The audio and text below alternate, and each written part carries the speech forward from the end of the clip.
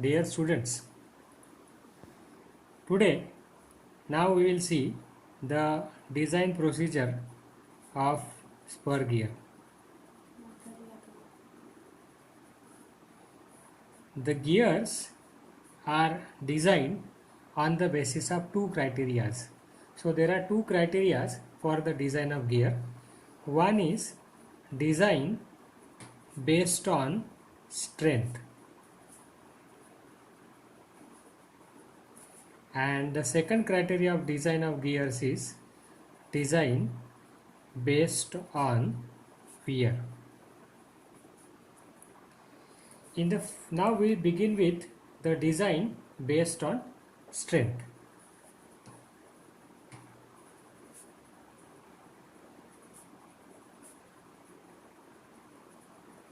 So what is the meaning of design based on strength?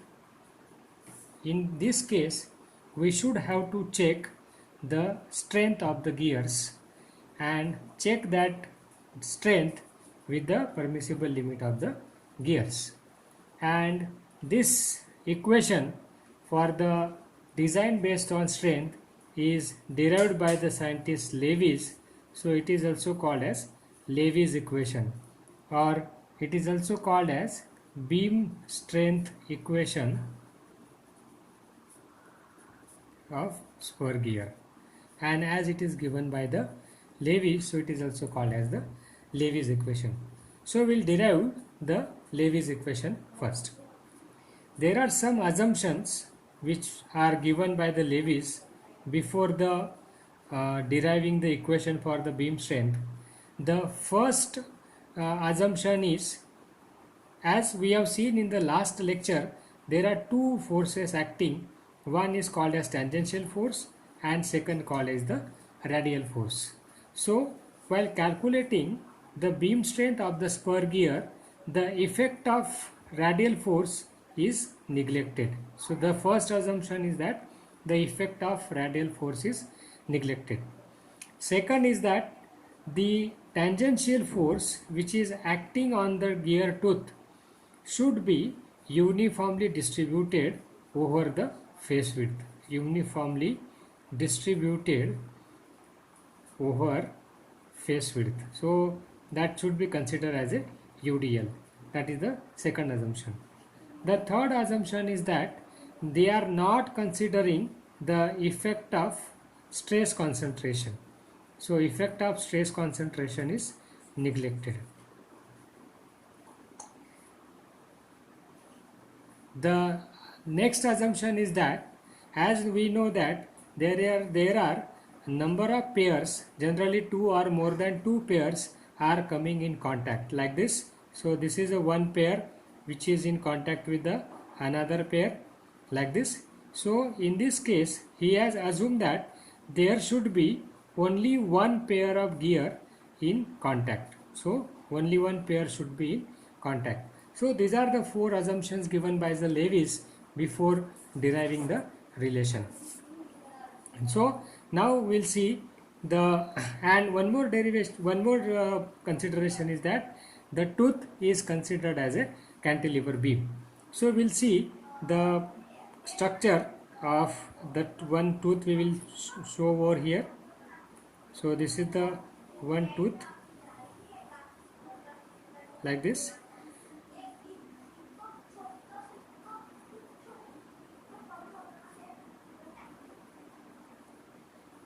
And it can be considered as a cantilever beam. So it is a cantilever beam, it is considered as.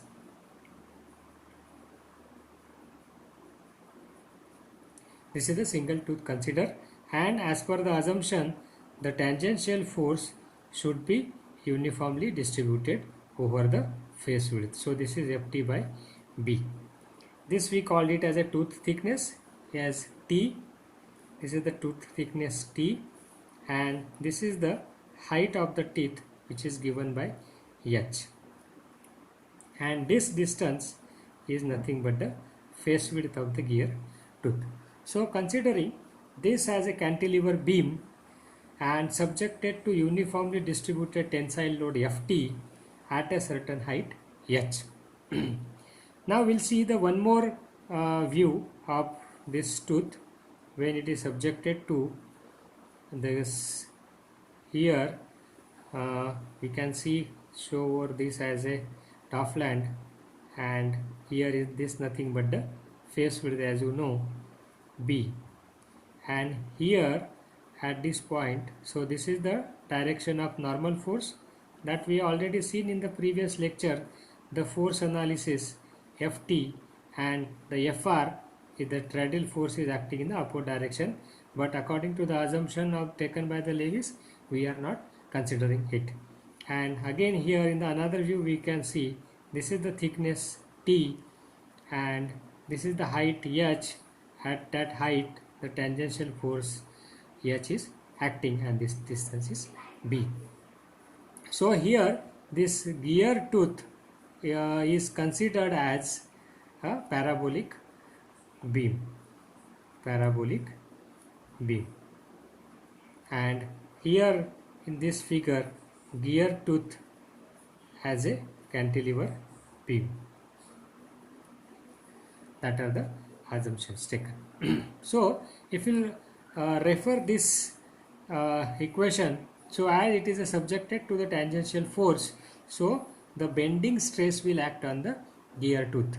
So from this figure, so if we can give this as a figure number A and this is the figure number B, so from figure B what we can write, that bending moment, so here we write it as a bending moment M is equal to what? The tangential force acting into the distance H, that is the bending moment. So the I, that is the moment of inertia, can be given by the relation Bt cube by 12 that you already know, where the Y is nothing but the half of the T, so it is T by 2. So we know the bending stress, so the bending stress is sigma B is given by the relation M into Y upon I, where M is nothing but the Bt cube by 12 into Y is T by 2, and here the I is given as the M is nothing but the Ft into H, where Y is T by 2 and this I is given by Bt cube by 12. And if you simplify this, so this sigma B becomes here 6 into Ft into H upon Bt square. So this is the equation for the sigma B will get. Now we'll simplify this equation again and we'll see the value of Ft. So we'll rearrange the terms, and after rearranging the terms, Ft will be equal to sigma B into T square upon 6 into H. This is the equation for the Ft that we have got. So here we'll multiply and divide, multiply by M, that is module on both sides. So we'll multiply by the module on the both side. So here it is Ft into M, that is module. So sigma B into M into T square upon 6 into H will get. Okay, then taking this Ft to that side, what we will get, that is sigma B into M into T square upon 6 mH. That is the one relation we have got, and here can be written as Ft is equal to sigma B into M into Y, and where this Y is equal to T square upon 6 mH, and this Y is called as Lewis form factor, and this capital Y is given by pi into small y, and where this small y is called as form factor. So here this equation, that is Ft is equal to sigma B M into Y. So we'll give that equation number as equation number 2. But what is the equation number 2 gives us? This equation gives us the relationship between the tangential force Ft and the bending stress sigma b. This, as Ft increases, what will happen? The sigma b will also increase, and therefore now we are going to define the term which is called as beam strength. So beam strength, which is denoted by SB. So the beam strength is the maximum value of tangential force that the tooth can transmit without bending failure. Actually, this beam strength is nothing but the value of, or maximum value of, this tangential force, because the tangential force is the responsible for the failure of the gear tooth, and as Ft increases, the bending stress increase, and it is responsible for the failure. Therefore we can say that the maximum tangential force that the tooth can sustain or transmit without any bending failure is called as the beam strength, and therefore in the above equation Ft is replaced by Sb. So Sb is equal to sigma b into m into y, and this, so this Sb is equal to sigma b into m into y, and this equation is called as Levy's equation, or this equation is called as equation of beam strength of a spur gear. Beam strength of a spur gear. Okay, and where we will now write what are the different terms which are used in this equation. One is sigma b, which is called as bending stress, and this bending stress is generally taken as the ultimate tensile stress divided by 3, and it should be in Newton per mm square. B is called as face width of the gear tooth. Face width should be given in millimeters. M is called as module, that is also given in millimeters, and we have seen y is equal to pi into y is called as Levy's form factor. Is called as Levy's form factor. So how to calculate the value of this Levy's form factor y? So there are two ways. Either you can calculate the value of this small y by using equations, or you can directly select the value of y from the different tables. So for alpha is equal to 20° full depth involute, or alpha is equal to 14.5° full depth involute, you will find there are the tables for z versus y. So for the different values of z, you can directly select the value of y.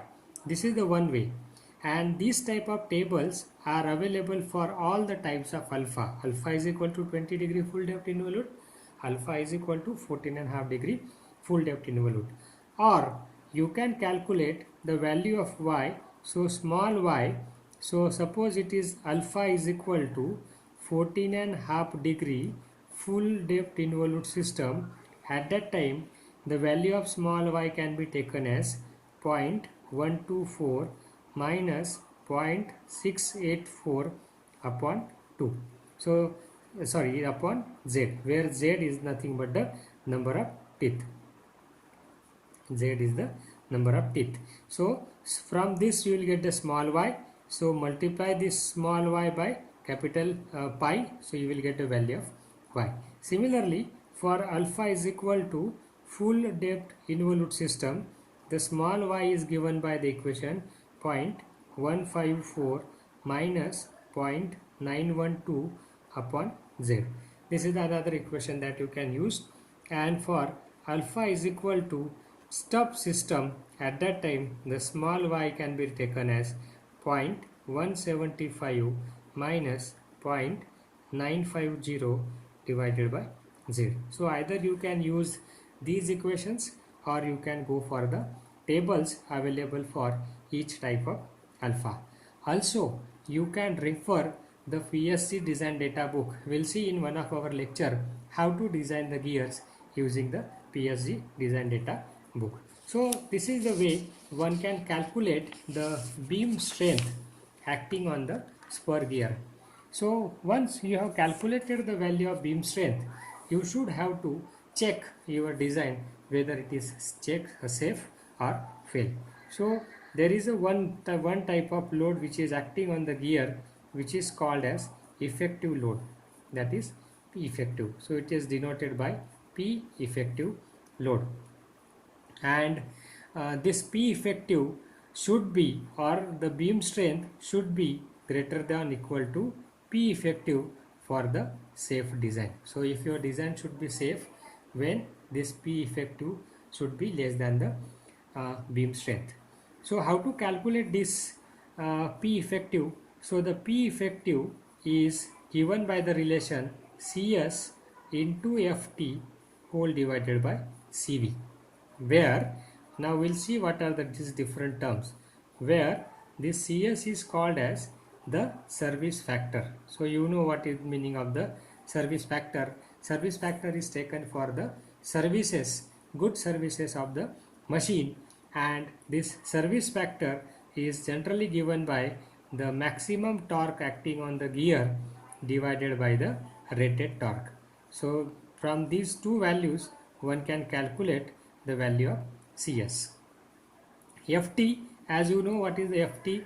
FT is a tangential force, and this tangential force is, we have seen, is given by 2 times torque divided by D, and this torque can be calculated from the equation of power, that is P is equal to 2 pi n into T divided by 60,000. Why 60,000? When you should have to take the torque the value of in Newton mm. So if you are taking the torque value in Newton millimeter, at that time you should take it as a 60,000. So we'll get a value of torque from here. We are able to calculate the value of Ft. Now the next and very important term is CV, is called as the service factor, and it is also called as Barth factor. Barth's factor. So the value of CV is depend upon certain parameters. So first, the for ordinary and commercially cut gears, for ordinary and commercially cut gears made with form cutters. You know what are the different ways of manufacturing of the gears. So if they are ordinary and commercially cut and made up from the form cutters, and the important term is that its velocity, pitch line velocity, if is less than 10 meter per second, at that time you should have to use the value of CV as 3 upon 3 plus V, and where this V is called as pitch line velocity, and this velocity should be in meter per seconds. That is important. Second equation is for accurately cut, accurately hobbed. You know hobbing is the manufacturing process, and generated gears. And another important condition is that velocity should be less than 20 meter per seconds. If this is the condition, then CV is given by 6 upon 6 plus P. The third condition is that if the gears are precisely manufactured, so precision gears, and with some post operations, it's like shaving, then grinding, as you know these are the finishing operations, and if velocity is greater than 20 meter per seconds, in that case the CV is taken as 5.6 upon 5.6 plus under root of V. So according to the given situation and condition, you should have to select the value of CV, and from this all the values we will now calculate the value of P effective as CSFT upon CV, and as per the condition SB should be greater than or equal to P effective, or what we can say that SB is equal to P effective into factor of safety, or this factor of safety is called as factor of safety for bending. So what we can calculate, the factor of safety for bending is given by the relation SB upon P effective. So this is the way one can design the gears based on the strength, or the beam strength of the gear can be calculated. And in the next lecture we will see the another way of designing the gears is using a wear method. Thank you.